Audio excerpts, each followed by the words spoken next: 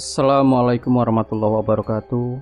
Sobat Misteri Senyum Cekam, mudah-mudahan Anda masih tetap setia bersama kami, channel yang setiap hari selalu menyuguhkan cerita-cerita misteri yang menarik. Dan untuk kesempatan kali ini kami sudah menyiapkan sebuah kisah misteri yang berjudul Kejadian Horor di Pantai Senggigi. Pantai Senggigi Mataram tak lagi memancarkan syair langit. Di kejauhan pandang, lembayung seakan penuh gelisah menatap sepasang manusia. Mungkin hanya dalam kisah asmara, atau kebetulan saja pantai itu menjadi saksi keniscayaan mereka. Beberapa hari yang lalu, badai tsunami telah mengikis keindahan pantai itu. Pemandangan sampah yang kumuh dan kusam seperti sebuah potret dari sisi yang terlupakan. Ketika nyawa manusia jauh lebih berharga untuk diselamatkan. Jauh di lubuk hati Kinanti, apakah ini penggalan murka alam yang mulai menampakkan diri karena manusia mulai terjebak oleh perbedaan kasta?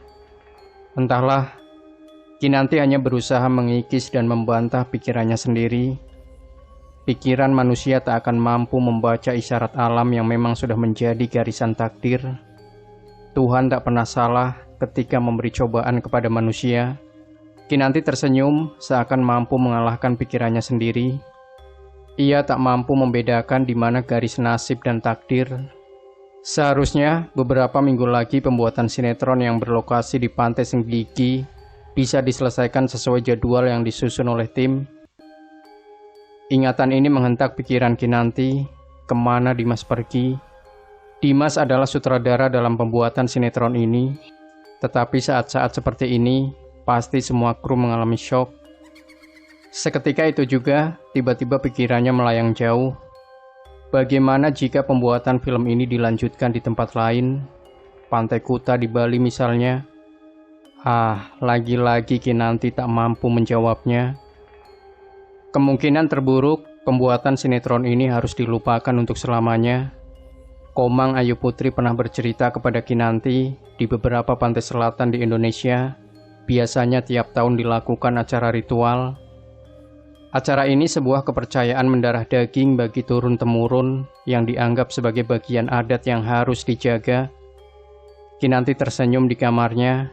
Apakah karena ia telah terbiasa hidup di keramaian ibu kota, hingga tak pernah berpikir seperti yang diceritakan kawannya itu? Kalau melihat silsilah keluarga, sebetulnya orang tua Kinanti berasal dari sebuah desa terpencil di Jawa Tengah. Hanya karena garis nasib orang tuanya, sehingga mulai lahir hingga ia besar, hidup di kota metropolis. Hanya satu beban yang ada dalam pikiran Kinanti, ia ingin segera bertemu dengan sutradara. Entah mengapa Kinanti merasa begitu bahagia bila dekat bersama Dimas. Selintas angin berhembus di jendela kamar Kinanti yang sedikit terbuka.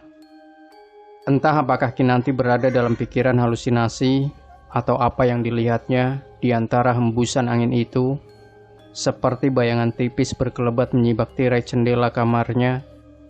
Sedikit rasa gelisah dan takut mengiringi keberaniannya yang sesungguhnya sebagai kodrat lemah. Semakin lama hembusan angin makin kencang, listrik pun seketika turut padam. Kinanti berteriak sekuatnya dan tubuhnya terhempas di kasur. Gelap dan begitu mencekam, tetapi tubuh Kinanti tak bergerak. Ia tak sadarkan diri. "Kamu di mana, Dimas?" "Dimas bersamaku. Jangan engkau rebut dia dari sisiku." Entah berapa lama Kinanti tak sadarkan diri. Kini ia duduk di pinggir ranjang.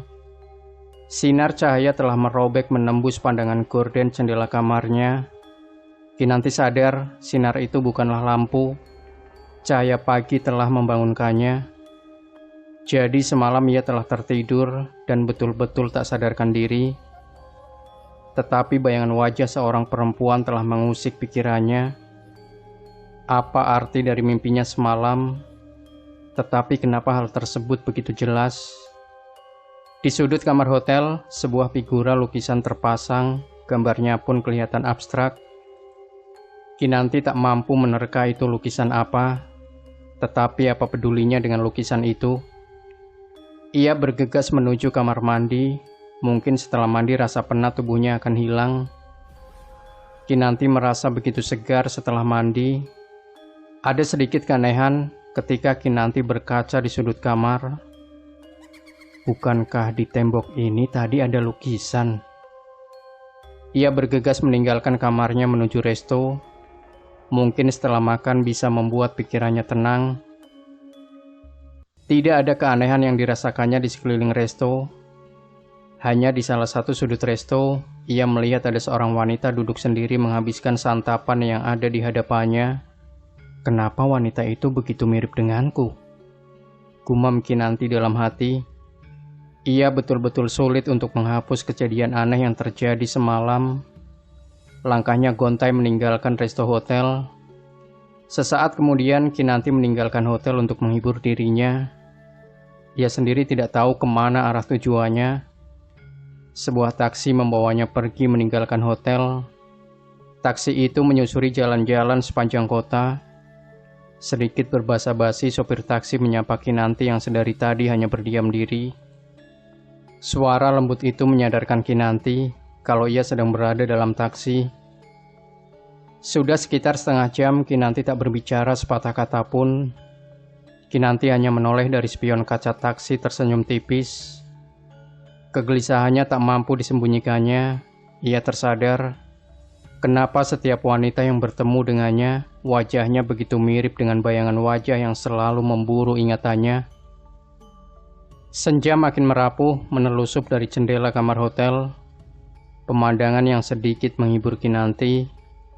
Tatapannya dihempaskannya ke langit. Lembayung di antara awan berarak seakan lukisan yang menceritakan kehidupannya.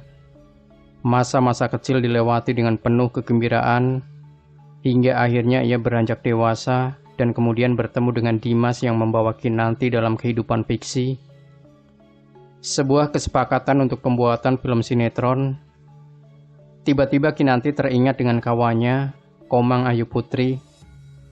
Suara dering ponsel yang terdengar di telinganya seakan perjalanan waktu yang begitu panjang. Berulang kali Kinanti mencoba hubungi nomor Komang Ayu. Berulang kali Kinanti mencoba hubungi nomor Komang Ayu Putri. Tetap sia-sia.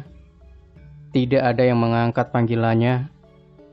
Di luar kamar, terdengar hembusan angin yang begitu kencang dan hujan mulai turun. Kejadian kemarin terulang kembali. Rasa takut yang menyelimuti pikiran Kinanti membuatnya kembali tak sadarkan diri. Lampu kamar tiba-tiba mati, semua menjadi gelap. Sinar matahari pagi seperti biasanya membias di semua ruang, termasuk dari balik kaca jendela kamar Kinanti. Dari cahaya itu, seakan semalam tidak terjadi apa-apa. Tidak juga ada bekas hujan yang melekat di taman-taman dan tembok hotel. Kinanti memutuskan meninggalkan hotel ini. Barang-barangnya dikemas dan menuju front office hotel. Tak ada lagi pilihan untuk bertahan di sini. Ada sepucuk surat buat Kinanti ketika Kinanti tiba di lobi hotel. Seorang petugas hotel menyampaikannya saat Kinanti menyerahkan kunci kamar.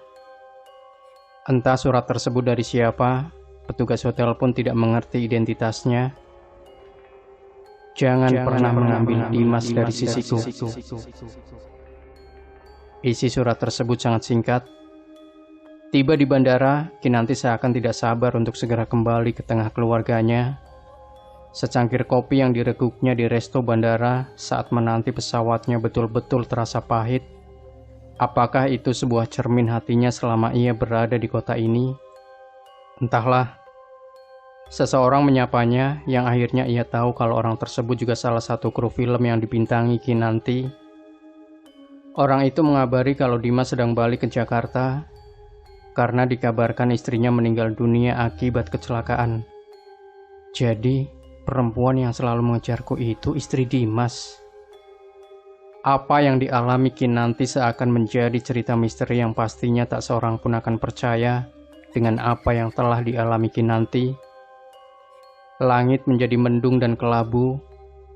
Dari kaca jendela pesawat yang membawa Kinanti pulang, awan yang mengitarinya seperti ingin menelan diri Kinanti. Apa mungkin orang yang sudah meninggal masih punya rasa cemburu? Demikian Sobat Misteri Sunyi Mencekam, Jangan lupa tinggalkan komentar Anda, like, share video ini, subscribe channel Sunyi Mencekam, dan kembali nantikan cerita-cerita misteri terbaru dari kami. Wassalamualaikum warahmatullahi wabarakatuh.